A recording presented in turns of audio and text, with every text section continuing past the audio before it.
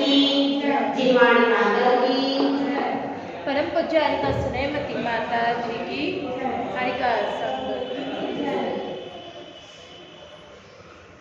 जिस स्थान पर बादल होता है उसी स्थान पर धरती भी होती है। ऊपर बादल होता है, नीचे धरती होती है।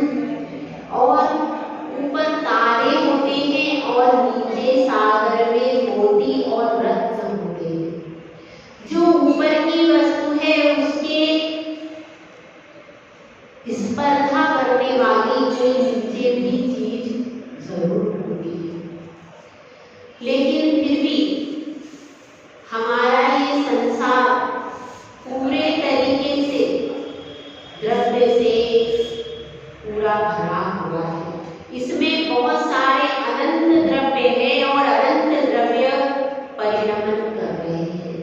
द्रव्य तो वास्तव में कितने हैं? 6 ही हैं, लेकिन उनकी संख्या ज्यादा है। जीव और मुद्गल इनकी संख्या ज्यादा है, बाकी तो सारे द्रव्य एक एक ही है। अपनी चर्चा चल रही है इष्टोपदेश की, और इष्टोपदेश की वाचना कर रहे हैं आचार्य श्री पूज्यपाद स्वामी भगवत। अपने आसन पर विराजमान है, उनके सामने समस्त जनता उनके प्रवचन को सुनने के लिए लालायित होकर के बैठी है। और उस समय आचार्य श्री पूज्यपाद स्वामी शांत होकर के अपने आसन में बैठे हैं और तभी वह प्रश्न कुमार धीरे धीरे अपनी कक्ष की ओर से निकल करके प्रवचन हॉल की तरफ आ रहा है। और आकर के फिर वह कहीं भी इधर उधर नहीं देखता है। कानों में उसने रुई डाली है, क्योंकि मैंने जीवन में पहली बार नियम लिया है, नियम नहीं तोड़ूंगा। अब चाहे दीवार गिर जाए, बेटा चाहे तो झूठा सिग्नेचर करवा ले, और पोता पोती रोए, कुछ भी हो, मैंने जिंदगी में पहली बार नियम लिया है, अभी नियम नहीं तोड़ूंगा। इसलिए वो कान में रुई रख करके आंखें बिल्कुल नीची, कोई संदेश वहां मिल न जाए ऐसा करके, और चेहरा भी उसने छुपा लिया। चेहरे को भी ढक करके चुपचाप आकर के बैठ जाता है अपनी सीट पर। सारी निगाहें उसी की ओर हैं, पर उसकी निगाहें अभी झुकी हुई हैं। वह रुमाल से अपना चेहरा पोंछता है और फिर एकदम तन करके बैठ जाता है। भाई, मोर्चे पर कभी सैनिक अपने शरीर को ढीला नहीं रखते। यदि वे ढीला रखेंगे तो बाहर नहीं कर सकते। कर सकते क्या? उनको एकदम तन कर रहना पड़ता है। इसीलिए वह अपने प्रश्न का वार करने के लिए एकदम उद्यत हो जाता है और तैयार होकर के गुरुदेव से पूछता है, गुरुदेव आपने कहा था मोह के स्थान होते हैं। मोह का स्थान होते हैं परिवार है, मित्र है आदि।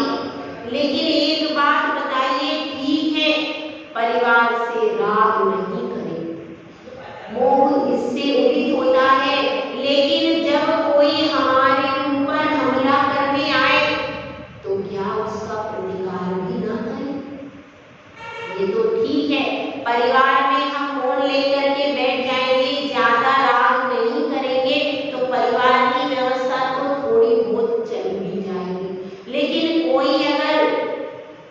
अगर हमें मारने के लिए आता है तो उसका प्रतिकार क्यों नहीं करना चाहिए? उसका तो प्रतिकार करना ही चाहिए। आप उसके प्रतिकार का निषेध क्यों कर रहे हो? आप तो कह रहे हो पुत्रा मित्राणि शत्रवः, शत्रु को भी आपने कह दिया, तो यह बात तो समझ में नहीं आई। हम तो अपना परिवार लेकर बैठे हैं। ऐसी अवस्था में यदि कोई आक्रमण करेगा तो क्या हम उसका उत्तर नहीं देंगे? तो गुरुदेव एक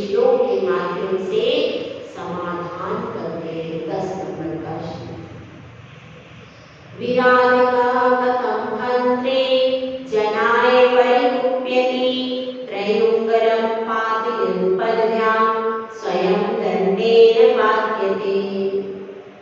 इसमें कहा गया है विराधकः कथं मंत्रे जनाय परिमुच्यते। विराधकः मतलब कौन?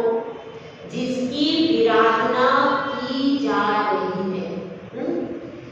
और मंत्रे मतलब कौन है? जो कि मारने के लिए आया।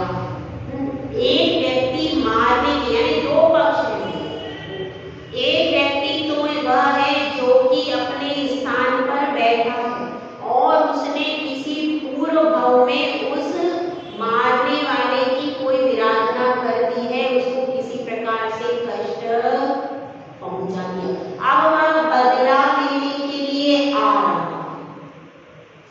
तो इसमें आचार्य परमेश जी कह रहे हैं कि वह विराधका है, उसने पहले या तो इसी भव में अथवा पूर्व के भव में उसकी विराधना की है, उसको मारा है, तभी वो आज मारने के लिए आ रहा है।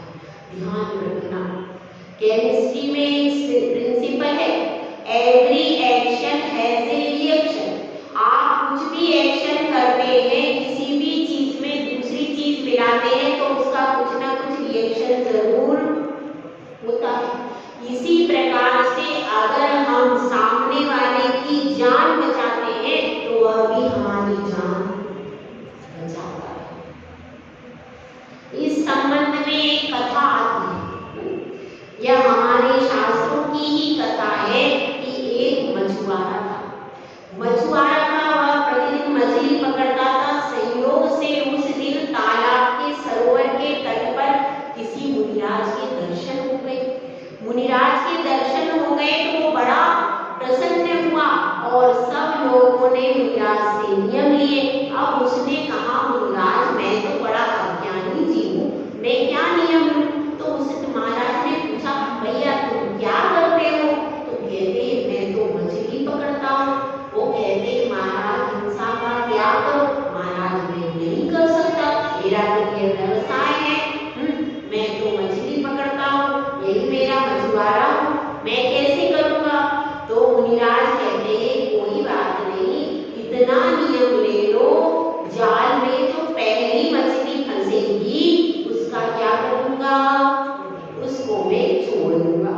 कोई बात नहीं, कम से कम पहली मछली की हिंसा से तो तुम बच जाओगे। ये बहुत सरल है, कोई बात नहीं। और उस मछली को पहचानने के लिए मैं एक छोटा सा चिन्ह लगा दूंगा, फिर जाल में दूसरी मछलियां हो जाएगी और मेरा काम चल जाएगा। तो अब उसने सोचा ये नियम तो सरल है और लेकर के आ गया। अब देखिए नियम होता है तो परीक्षा भी होती है। नहीं बच्चों, अपन नियम लेते हैं तो परीक्षा भी होती है। अब वह मछुआरा जाल लेकर के समुद्र में उसने डाल दिया। अब एक मछली आ गई, उसने कहा महाराज ने क्या कहा था, जो पहली मछली आए उसको छोड़ देना। तो उसने पहली मछली के गले में कुछ बांध दिया और बांध करके उसको वापिस छोड़ दिया, दोबारा जाल डाल दिया। अब संयोग की बात है, दूसरी बार भी वही मछली फंस गई। उसने कहा ये बार बार क्यों आ रही? तो अब क्या करें? अब उसने कहा कि नहीं, अब ये पहले वाली है तो इसको नहीं, इसको दोबारा छोड़ दो। फिर 3 बार, पता नहीं उस दिन कैसा मुहूर्त था, उसको बार बार वही मछली फंस रही थी। अब क्या करना? तो बार बार वो मछली आए, मछली को छोड़े। सुबह से शाम हो गई। अब उसने कहा तो संध्या हो गई, अब भूखा प्यासा घर पर जाऊंगा, क्या करूंगा? है और पत्नी भी चिल्लाएगी कि तुम कुछ लेकर के नहीं आए। क्योंकि देखिए जब घर पर जाते हैं, और आप लोगों की बात अलग है, जो रोज कमाते हैं रोज खाते हैं, वो अगर कुछ लेकर के नहीं जाते तो उनके पत्नी बच्चे भूखे ही रह जाते हैं। तो उसका संबंध रोज का होता है। तो इसलिए अब उसको लग रहा है सुबह से शाम हो गई है और अब मैं कैसा जाऊंगा और सारे वृतांत को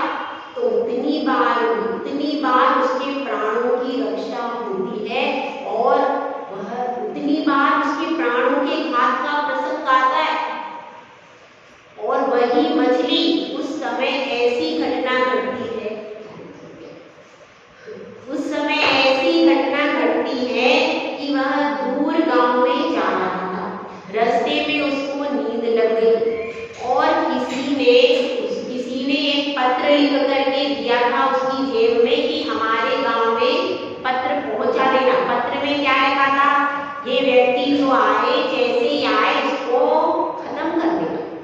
अब वह जो मछली थी वह उस समय क्या बन गई, नगरवधु। और अब इसका संयोग हुआ, इसको जैसे ही उस मछली ने देखा, मतलब वो कौन थी, स्त्री थी, अब उसने देखकर अत्यंत उसका प्रेम उमड़ आया। क्यों? क्योंकि उस मछली की जान इसने तो बहुत प्रेम उमड़ आया। और ये तो सो रहा था, इसकी जेब से उसने पत्र निकाल लिया। जब उसने देखा कि अरे यह तो मारा जाएगा, तो उसने पत्ते से और उसमें चित्रकारी करके ऐसा लिख दिया कि इससे अपनी बेटी का ब्याह कर देना। क्या लिखा था उसमें, इसको मार देना। और उसने क्या लिख दिया, इससे मैं भेज रहा हूँ। उसको पता था कि वहाँ दूसरे गांव में, क्योंकि वो वहीं की थी, तो उसको पता था कि इस गांव में एक बेटी रहती है, उसको परिवार का पता था। तो उसने लिख दिया, इससे अपनी बेटी का विवाह कर दिया। और ऐसा पत्र चला गया, तो अब उसकी जान भी बच गई और उसकी विवाह भी हो गया। तो ऐसी घटना, मतलब अगर हम किसी की जान बचाते हैं तो वह भी हमारी जान बचाता है। और अगर हम किसी को मारते हैं तो वह भी हमें मारने के लिए आता है। तो यहाँ पर यही बात चल रही है कि विराधता, जिसकी आपने पहले विराधना की है, जिसको आपने मारा है, अब वह अपना बदला लेने के लिए आया है, तो उसके ऊपर क्रोध करना चाहिए। अगर आप उसके ऊपर क्रोध करोगे तो क्या होगा, यह बैर का संस्कार बना ही रहेगा। वह बैर का संस्कार नष्ट होने वाला नहीं है। जिस प्रकार से त्रयंगल पातयन पदभ्या, 3 अंगुल का एक यंत्र होता है, आपने देखा होगा, जहाँ खेती में काम आता है। वो 3 अंगुल उसकी होती है और एक अंगुल पर यदि आप पैर रख दो तो उसकी जो फल होता है उससे हवा सीधा आपके सर पर पड़ जाता है और उससे आपका मरण हो जाता है। तो इसीलिए जो एक पर, इसी प्रकार से अगर हम वर्तमान में जो हमारा घात करने के प्रसंग से आया, यदि हम भी उसका घात कर देंगे तो यह बैर की परंपरा चलती रहेगी कि खत्म हो जाएगी, चलती रहेगी। इसलिए उस हमेशा के लिए बैर की परंपरा को खत्म करने के लिए क्या करना चाहिए, क्षमा करना। अगर आपको उस बैर की परंपरा को हमेशा के लिए खत्म करना है तो सबसे अच्छा उपाय क्या है, क्षमा। क्षमा करोगे तो यह बैर की परंपरा जड़ मूल से खत्म हो जाएगी। और यदि आप उस पर वार करते रहोगे, वो आप पे वार करता रहेगा, तो यह बैर की परंपरा आगे कई भव तक चलती रहेगी। एक व्यक्ति भी बैर करता है तो वह 10-10 भव लग गए, पारस नाम हुआ।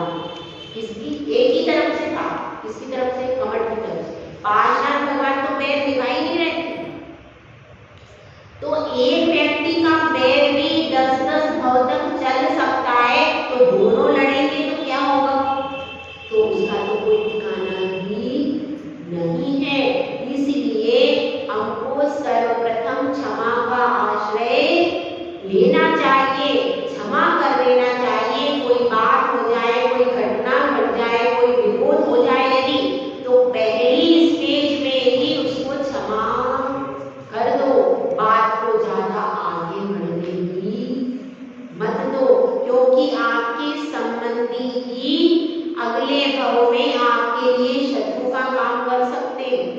जो अनजान है वो क्या शत्रु बने। जितने भी उपसर्ग हुए सारे संबंधियों ने किए, बाहर वालों को क्या पड़ी। इसलिए सर्वप्रथम जिससे आपकी बोलचाल है उससे अपने संबंध को सुधार देना चाहिए, ताकि ना आप उसकी विराधना करो, ना वह अगले भव में बदला लेने के लिए